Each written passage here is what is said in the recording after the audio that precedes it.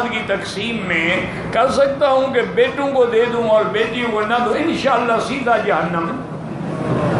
یوصیکم اللہ فی اولادکم للذکر مثل حظ الانثیین، یہ تو قرآن نے ان کو وارث بنایا ہے، تم کون ہو ان کو محروم کرنے والے؟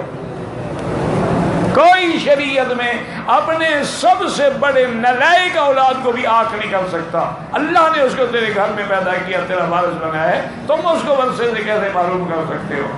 یا لڑکوں کو دے دو اور لڑکیوں کو، تمہاری اس شادی پہ ہم نے خرچ کیا، نہ کرو جناب شادی پہ خرچ، اس کو جائیداد تو دو نا۔ جائیداد اس کی بنتی ہے کروڑوں کی، شادی پہ خرچ کیا 1 لاکھ 2 لاکھ 10 لاکھ باقی۔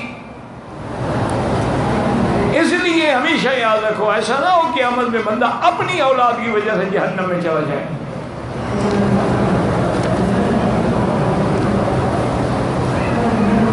میں اپنی زندگی میں بچی کو کیوں جزا، زندگی میں نہ دو، لیکن یہ ہے کہ مرنے کے بعد وہ وارث ہیں۔ اگر زندگی میں لڑکوں کو دے جاؤ گے اور لڑکیوں کے لیے نہیں بچاؤ گے تو سیدھا جہنم۔